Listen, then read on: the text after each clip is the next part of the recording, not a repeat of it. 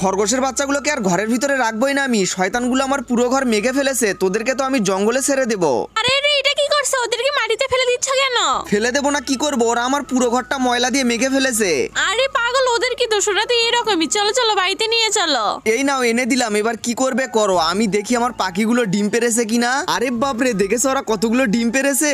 দাও এক্ষুনি আমার কাছে দাও। এই ডিমগুলো থেকে বাচ্চা বের করতে হবে। ডিমগুলোকে পলের উপরে বিছিয়ে এর উপরে মুরগিটাকে বসিয়ে দেই। আরে শয়তান মুরগি তো পালিয়ে গেল। কোনো ব্যাপার না, এই দেখো আমি ইনকিউবেটর মেশিন এনেছি, এর ভিতরে ডিমগুলোকে দিলে ফুটে বের হবে। তাড়াতাড়ি ডিমগুলোকে তুলে দাও, খরগোশগুলোকে নিয়ে যাই। শোনো, ওদেরকে কোথায় নিয়ে যাচ্ছ?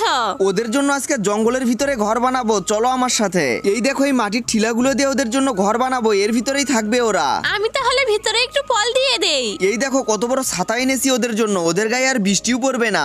নেট দিয়ে পুরো জায়গাটাকে ঘিরে ফেলবো যাতে ওরা হারিয়ে না যায়। এই নে তোদেরকে ছেড়ে দিচ্ছি, এখানেই থাকবি আর এখানেই খাওয়া দাওয়া করবি, বুঝলি? পিন্টুর বাবা দেখো, খরগোশটা কত সুন্দর ঘাস খাচ্ছে।